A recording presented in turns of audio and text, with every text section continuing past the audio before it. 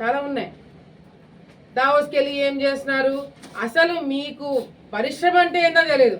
మీకు జగన్మోహన్ రెడ్డి గారు ముఖ్యమంత్రిగా ఉన్నప్పుడు పరిశ్రమలు ఏందో తెలుసా? చేపలు, కోళ్ళు, ఇవి అవి పీతలు, ఇంకా రాయలసీమలు అవి కూడా ఉండవు. 3 రాజధాని పేరు మీద మీరు విడగొట్టడము, చెడగొట్టడము, కూల్చివేయడాలు, ఇవి తప్ప మీ ప్రభుత్వంలో ఏమైనా చేసినారా? నిన్న మొన్న ఆలగడ్డలో ఎప్పుడు లేని 2 ఆడిముత్యాలు కనపడినారబ్బా. ఇన్ని రోజులు కనపడలా వైసీపీ ఆడిముత్యాలు. ఒకడి ఇంట్లో ప్రెస్ మీట్ పెడతాడు, ఇంకోటి ఇంట్లో ప్రెస్ మీట్ పెడతాడు. ఎవడు ముందు పెట్టాలని వాళ్ళు కొట్లాడుకుంటున్నారు. మీరు చంద్రబాబు నాయుడు గారి గురించి, పవన్ కళ్యాణ్ గారి గురించి, ప్రభుత్వం చేసే కార్యక్రమాల గురించి, అభివృద్ధి గురించి మాట్లాడే అర్హత కూడా మీకు లేదు. మీరు డిబేట్లకు వస్తారా? డిబేట్లకు వచ్చే మొక్కలనా మీవి? ఆలగడ్డలో అవినీతి జరుగుతుందంట, అక్రమాలు జరుగుతున్నాయంట. గతంలో ఎమ్మెల్యేగా పనిచేసిన వాళ్ళ అమ్మ అంగన్వాడీ సెంటర్లలో గుడ్లు తీసుకున్నారు, పాలు తీసుకున్నారు, పశువులకైతే మేత తీసుకున్నారు. మీరు అవినీతి గురించి మాట్లాడుతున్నారా? సిగ్గుచేటు. డిబేట్ అని చెప్పి చాలా ఉత్సాహంగా ఉన్నారు కదా. మీరు ఆలగడ్డలో నేను వచ్చిన అధికారంలో మేము వచ్చిన తర్వాత, నేను ఎమ్మెల్యే అయిన తర్వాత అవినీతి కానీ అక్రమాలు కానీ ప్రూఫ్లతో, ఆధారాలతో సహా చూపిస్తారంట. నేను డిబేట్కి రెడీ. రేపు సాయంత్రము ఎవరైతే డిబేట్ కావాలని చెప్పి మొత్తుకుంటున్నారో అదే వైసీపీ నాయకులకి నేను హెచ్చరిస్తున్నాను. రేపు సాయంత్రము ఎవడైతే ప్రెస్ మీట్ పెట్టి డిబేట్కి రెడీ అన్నారో వాడింట్లోనే నేను డిబేట్కి వస్తున్నాను. కార్యకర్తలు అందరూ వస్తారు.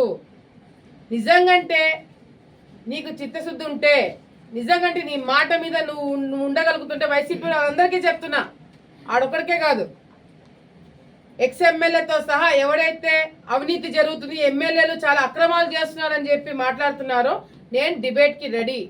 రేపు సాయంత్రము మీ ఇళ్ళకి వస్తున్నారు. విదేశీ విద్య అని చెప్పి జగన్మోహన్ రెడ్డి గారు గత 5 సంవత్సరాల్లో ఎంతమంది విద్యార్థులని విదేశాలకు పంపించినారు? అసలు మీరు తీసుకున్న నిర్ణయం వల్ల ఎంతమంది మధ్యలోనే చదువు వదిలేసుకొని మళ్ళీ తిరిగి రావాల్సిన పరిస్థితులు ఏర్పాటు పడ్డాయని కూడా ఈరోజు వైసీపీ వాళ్ళకి తెలియకుండా పోతుంది. ఈరోజు వైసీపీ నాయకులు కేవలము కక్ష సాధించే రాజకీయాలు, తప్పుడు కేసులు పెట్టి తెలుగుదేశం పార్టీ నాయకుల్ని ఇబ్బంది పెట్టే కార్యక్రమాలు, ప్రజలని భయభ్రాంతులకు గురి చేసి కంట్రోల్లో పెట్టే రాజకీయాలు చేశారే తప్ప ఎక్కడైనా గ్రామాలలో రోడ్లు వేసిన దాఖలాలు ఉన్నాయా? ఒక బల్బు ఏడైనా పెట్టించే దాఖలాలు ఉన్నాయా? ఒక బిల్డింగ్ ఏడైనా కట్టించినారా? ఎంతసేపు ఉన్నా వాళ్ళ మీద కేసు పెడతాం, వీళ్ళ మీద కేసు పెడతాం. లోకేష్ అన్న గారు మరి యువగలం చేస్తున్నారంటే ఆయన మీద కేసులు వేద్దాం, ఆయనతో పాటు నడిచేవాళ్ళ మీద కేసులు వేద్దాం. ఎట్లా ఇబ్బందులు పెట్టాలో దీని మీద పెట్టిన దృష్టి ప్రజల మీద పెట్టలేకపోయినారు. ఈరోజు మీరు ప్రతిపక్షానికి కూడా పనికిరారని చెప్పి మిమ్మల్ని ఒక మూలను కూర్చోబెట్టింది ఈ రాష్ట్ర ప్రజలు. అంతేకాకుండా ఈరోజు లోకేష్ అన్న గారు ఆలోచన విధానం, ఈ రాష్ట్రంలో ఉన్న యువత ఉద్యోగాలు రావాలి, చదువుకున్న పిల్లలు చాలా మంది మన రాష్ట్రంలో ఉన్నారు, కానీ ఉద్యోగాలు లేక ఇబ్బందులు పడుతున్నారని చెప్పి ఈ ప్రభుత్వం వచ్చిన వెంటనే ఎవరికి ఉద్యోగాలు ఇచ్చారని చెప్పి మొత్తుకుంటున్నారు. పిచ్చి పట్టి తిరుగుతున్నారు వైసీపీ నాయకులు.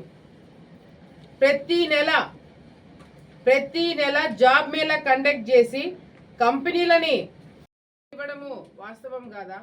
మరి అదే కాకుండా గ్యాస్ సిలిండర్లు ఏదైతే చంద్రబాబు నాయుడు గారు గత ప్రభుత్వంలో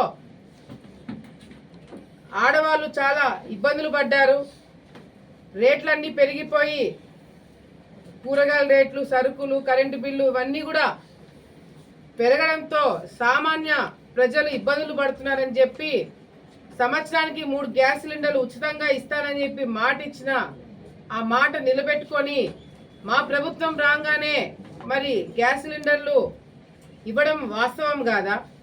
ఇవన్నీ ఏది కూడా వైసీపీ నాయకులకి కనిపించట్లేదా అనేది కూడా ఈరోజు మాకు అర్థం కావట్లేదు. ఆ వైసీపీ ఆఫీస్లో ఎవడో ఒకడు ఒక ఆఫీస్లో కూర్చొని ఏదో టైప్ కొట్టి వీళ్ళందరికీ పంపిస్తున్నారు. టైప్ కొట్టింది ఉండేటట్టుగా బాగా చదివి వీళ్ళాడ మార్కులు కొట్టేయాలని చూస్తున్నారు. ఇది తప్ప వైసీపీ నాయకులు ఇంతవరకు గ్రౌండ్లో దిగి అసలు ఏం జరుగుతుంది, ఏమి ఇచ్చినాం అనేది ఎక్కడన్నా చూసినారా? నోటికి ఎంత వస్తే అంత, వాళ్ళ అర్హత కూడా చూసుకోకుండా చంద్రబాబు నాయుడు గారిని, పవన్ కళ్యాణ్ గారిని, లోకేష్ అన్నని ఇష్టం వచ్చినట్టు మాట్లాడుతున్నారు. తెలుగుదేశం పార్టీలో ఇంకా క్రమశిక్షణ ఉంది కాబట్టి ఇంకా మీరు మాట్లాడగలుగుతున్నారు. లేకపోతే మీరు చేసిన దానికి మాట్లాడేదానికి ఈ పార్టీకి వేరే విధంగా ఉండేది. కానీ ఈరోజు లోకేష్ అన్న గారు గత ప్రభుత్వంకి మనకి, గత పార్టీకి మనకి తేడా ఉండాలి, యువత మంచి దారిలో నడవాలి, ఉద్యోగాలు రావాలి, పరిశ్రమలు రావాలి అని మా అందరినీ స్టేడియం, ఇక్కడ కొత్తగా నిర్మాణం చేసిన స్టేడియం ఎట్లా డెవలప్ చేయొచ్చు, ఇంకా ఏమేం కొత్త స్పోర్ట్స్ పెట్టచ్చు. మనకి ఆలగడ్డ ప్రాంతంలో కూడా టైక్వాండో చాలా మంది పిల్లలు నేర్చుకుంటున్నారు. నా కొడుకు కూడా టైక్వాండో క్లాసెస్కి పంపిస్తున్నాను. సో అదొక డిసిప్లిన్ కలిగిన ఒక స్పోర్ట్ కాబట్టి ఇంకా ఏమేం చేయొచ్చు దాని కార్యక్రమం చుట్టుపక్కల కేవలం ఆలగడ్డే కాకుండా మరి ఈరోజు తను రవి గారు నంద్యాల కావచ్చు, ఆత్మకూరు కావచ్చు, అనంతపూర్ కావచ్చు అంతా షెడ్యూల్ వేసుకొని రావడం జరిగింది. ముఖ్యంగా మేము రిక్వెస్ట్ చేసేది కూడా ఏంటంటే రాయలసీమ ప్రాంతంలో చాలా మంది స్పోర్ట్స్ ఇంపార్టెన్స్ ఇచ్చే పిల్లలు చాలా మంది ఉన్నారు. ఈ గత 5 సంవత్సరాలు తను కూడా చెప్తున్నారు, గత 5 సంవత్సరాల్లో స్పోర్ట్స్ని ఎంకరేజ్ చేయకపోవడం వల్ల, ఈ స్పోర్ట్స్ కోటాలో జాబ్స్ ఫిలప్ చేయకపోవడం వల్ల చాలా మంది ఉద్యోగాలు రాక ఇంకా ఇబ్బంది పడే కార్యక్రమం అన్నీ కూడా సెట్ చేస్తున్నామని చెప్పి తను కూడా మాట్లాడడం జరిగింది. గత ప్రభుత్వంలో ఉన్న వాళ్ళకన్నా ఈరోజు తను కొత్తగా వచ్చినా కూడా మొత్తము సబ్జెక్ట్ అంతా బ్రహ్మాండంగా చెప్తూ ఎక్స్ప్లెయిన్ చేస్తూ మమ్మల్ని కూడా ఏమేం చేయొచ్చు అని చెప్పి కూడా తను కూడా చెప్పడం కార్యక్రమం. అండ్ రవి నాకు యువగలంలో కూడా నాకు పరిచయమైనాడు. సో యువగలం అనేది యువత ఏ విధంగా ముందుకు తీసుకెళ్లాలా, యువతకు ఒక భరోసా, యువతకు ఒక స్ఫూర్తినిచ్చిన యువగలం లోకేష్ అన్న గారు చేసినప్పుడు కూడా ఎన్నో ఇబ్బందులు తను పడ్డారు, ఎన్నో కేసులు వేయించుకున్నాడు, ఎన్నో ఇబ్బందులున్నా కష్టాలు పడినా ఈరోజు మన రాష్ట్రం కోసము, లోకేష్ అన్న గారి కోసము, ఈ ఎన్డీఏ ప్రభుత్వం కోసము చాలా మంది కేసులు వేయించుకొని ఈరోజు ఒక మంచి స్థాయిలో వచ్చి 10 మందికి సాయం చేసే స్థాయికి ఈరోజు వచ్చారు. కాబట్టి తనకు కూడా కొత్తగా బాధ్యతలు తీసుకున్నందుకు తనకు కూడా ఆల్ ది బెస్ట్ తెలియజేసుకుంటూ తన ఉన్న టర్మ్లో 10 మందికి సాయం చేసే స్థాయికి మరొక రావాలని చెప్పి మరొకసారి తెలియజేసుకుంటూ సెలవు తీసుకుంటున్నాను. కార్యకర్తలు, జన సైనికులు అందరం కూడా మీ ఇళ్ల కాడికి వచ్చి డిబేట్లు కూర్చుంటున్నాము. మీరు వద్దన్నా కూర్చుంటాం, లేదు మీకు డిబేట్లకు మేము ఇళ్ల కాడికి రావద్దు, పోలీసులు ఎవరు రారు, పోలీసులు ఎవరు వచ్చి మిమ్మల్ని అడ్డుకోరు, మిమ్మల్ని ఇళ్ల నుంచి పంపించరు. మీ ఇళ్లలో మీరు కూర్చుంటారు, కుర్చీలు ఒకటి పెట్టండి, అది కూడా కావాలంటే నేను పంపిస్తాను. మీడియా మిత్రులు వస్తారు, వచ్చి డిబేట్కి మేము కూర్చుంటాం. మమ్మల్ని ఎదుర్కొనే సత్తా ధైర్యం మీకుంటే కూర్చోండి డిబేట్కి, మిగతా దానిలకు కాదు, డిబేట్కి మాత్రమే రమ్మంటున్నా. సో డిబేట్కి మేము రెడీ, రేపు సాయంత్రం రాబోతున్నామని చెప్పి మరొకసారి తెలియజేసుకుంటూ ఈరోజు ఆలగడ్డ ప్రాంతంలో కూడా తాగునీటి సమస్య కావచ్చు, సాగునీటి సమస్య కావచ్చు, ఇరిగేషన్ ప్రాజెక్టులు కావచ్చు, ప్రతి ఒక్కటి కూడా చంద్రబాబు నాయుడు గారి దగ్గరికి మేము తీసుకుపోయినాము. ఆల్రెడీ బడ్జెట్ రావడం ఒక్కటే ఆలస్యము. చంద్రబాబు నాయుడు గారు డబ్బులు లేవు అని చెప్పి ఏదో అంటున్నాడని చెప్పి మాట్లాడుతున్నారు. సిగ్గుసరం ఉందా మీకు? అప్పులు చేసింది మీరు. రాష్ట్రాన్ని అన్నపూర్ణ లాంటి ఉన్న ఆంధ్రప్రదేశ్ని అప్పుల రాష్ట్రంగా మార్చింది వైసీపీ నాయకులు. మళ్ళీ తిరిగి అన్నపూర్ణంగా మార్చే సత్తా ఉన్న నాయకులు ఈరోజు చంద్రబాబు నాయుడు గారు, పవన్ కళ్యాణ్ గారు, ఎన్డీఏ ప్రభుత్వం. తప్పకుండా ఆలగడ్డ నుంచి అమరావతి వరకు ప్రతి ఒక్క చోట అభివృద్ధి కార్యక్రమాలు జరుగుతాయి. అభివృద్ధి అంటే ఏందో మీకు మేము చేసి చూపిస్తాము. మీ ఇళ్ళ కాడ కూడా రోడ్లు వేపిస్తాము, మీకు కూడా ఇల్లు కట్టిస్తాము. మీరు కూడా శభాష్ అనుకునేలాగా మా ప్రభుత్వం పనిచేస్తుందని చెప్పి మీ అందరికి కూడా హెచ్చరిస్తూ మరి ఈరోజు స్పోర్ట్స్ అథారిటీ చైర్మన్గా రవి నాయుడు గారు ఇక్కడికి రావడము, మన 2 స్టేడియంస్ కూడా ఇన్స్పెక్ట్ చేసి ఇక్కడ కావాల్సిన ఏదైతే కార్యక్రమాలు ఉన్నాయో లేదంటే స్పోర్ట్స్ మ్యాన్కి కావాల్సిన ఎక్విప్మెంట్ కావచ్చు, ఫెసిలిటీస్ కావచ్చు, అన్నీ కూడా ప్రొవైడ్ చేయడానికి అన్ని విధాలుగా మేము సపోర్ట్ చేస్తానని చెప్పి తను కూడా రావడం జరిగింది ఇన్స్పెక్షన్కి.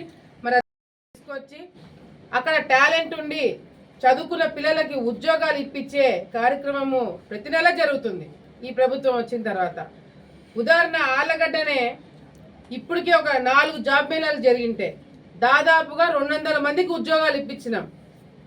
ఆలగడ్డలో ఎప్పుడు లేని మొదటి పరిశ్రమ సోలార్ ప్లాంట్ పెట్టించడం జరిగింది. దాదాపుగా 300 నుంచి 400 మందికి ఉద్యోగాలు ఇప్పించే పరిశ్రమ ఆలగడ్డకు వచ్చింది. ఇవన్నీ ఏవి వైసీపీ నాయకులకి కనిపించవు. ఎంతసేపు ఉన్న మైకులు ముందున్నాయా, వాళ్ళని తిట్టడమా? మీరు అధికారంలో ఉన్నప్పుడు అదే చేస్తున్నారు, ప్రతిపక్షం ఉన్నప్పుడు అదే చేస్తున్నారు.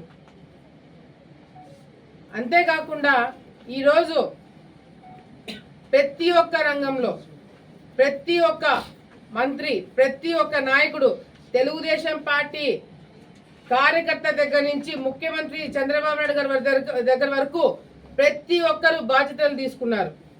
మేమిచ్చిన మాట నిలబెట్టుకోవాలా, గతంలో ప్రజలు ఇబ్బంది పడ్డారు, ఈసారి మాకు గుర్తింపు రాకపోయినా పర్వాలేదు, మేము ప్రజలకు ఇచ్చిన మాట నిలబెట్టుకోవాలని చెప్పి చాలా మంది త్యాగం చేసినారు. అవన్నీ కూడా రేపు పొద్దున ఏదో చెప్తున్నారు, ప్రజా తిరుగుబాటు వస్తుందంట తెలుగుదేశం పార్టీకి. ప్రజా తిరుగుబాటు ఏంది? 6 నెలలు 7 నెలలకే మేం చేసిన అభివృద్ధి కార్యక్రమాలలో మీరు 1% 6 నెలల్లో చేయలేకపోయినారు. కానీ మేము చేయలేనిది ఒకటి ఉంది, మీరు చేసింది. 6 నెలల్లో మీరు పెట్టిన కేసులు మేము పెట్టలేకపోయినాం, మీరు పెట్టిన ఇబ్బందులు మేము పెట్టలేకపోయినాం. అదైతే వాస్తవం. రాష్ట్రాన్ని 6 నెలలకే మీరు వచ్చిన మొదటి రోజు నుంచి అల్లకల్లోలం, ప్రజావేదిక కూల్చేయడం దగ్గర నుంచి, కేసులు పెట్టే దగ్గర నుంచి మీ పతనం ఎప్పుడు మొదలైందంటే ఎప్పుడైతే మీరు లిమిట్ క్రాస్ చేసి చంద్రబాబు నాయుడు గారి మీద అరెస్ట్ చేశారో అప్పుడు మీ పతనం మొదలైంది.